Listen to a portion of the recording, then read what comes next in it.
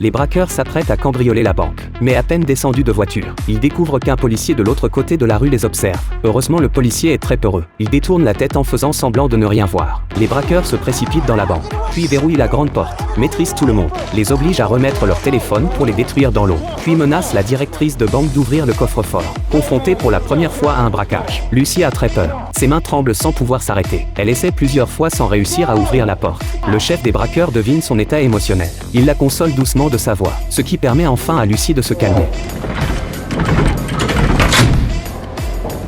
Après avoir ouvert la porte du coffre-fort, les braqueurs s'avancent rapidement, décrochent le disque dur de surveillance de la banque, le mettent dans le micro-ondes pour le détruire, puis ouvrent le coffre-fort, fourrant toutes les liasses de billets dans leur sac. Mais à ce moment-là, des coups pressants retentissent à la grande porte. Les braqueurs deviennent immédiatement nerveux, et profitant de cette occasion, Lucy appuie sur l'alarme. Aussitôt après, les braqueurs se dépêchent de nettoyer la scène, répandent beaucoup d'eau de javel, détruisant tous les indices, puis prennent Lucy en otage, l'emmenant avec eux dans leur fuite.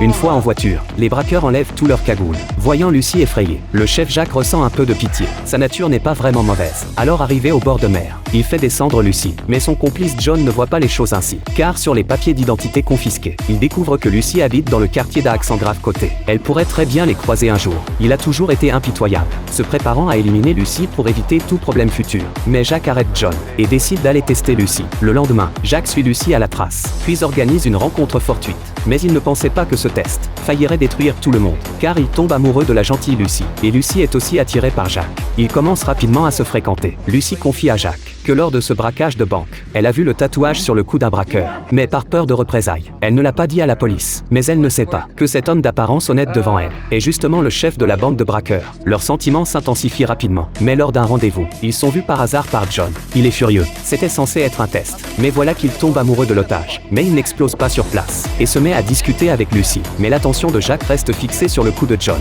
Juste au moment où Lucy va le voir, il couvre rapidement le cou de John et le presse de partir. Jack, qui a goûté à la douceur de l'amour, a maintenant l'idée de raccrocher. Il dit à John qu'il veut partir au loin avec Lucy. John explose immédiatement en entendant cela. Il n'aurait jamais imaginé que son frère de tant d'années l'abandonnerait pour une femme qu'il vient de rencontrer. Les deux frères se battent, mais se calment rapidement. Après mûre réflexion, Jack décide de faire un compromis. Il emmènera ses frères pour un dernier coup, puis raccrocher et partir au loin. Et cette fois, il vise le stade de Boston, car à chaque grand match, le coffre-fort du stade contient plus de 10 millions en liquide. Ce qu'ils doivent faire, c'est voler cet argent en 15 minutes. Cette fois, il se déguise en policier, entre directement dans le coffre-fort du stade. Les agents de sécurité sont complètement perdus. We got a 911 call. Robbery, guys, come on. Is that a robbery? Yeah, call saying you're being held up. Mais avant qu'ils puissent réagir,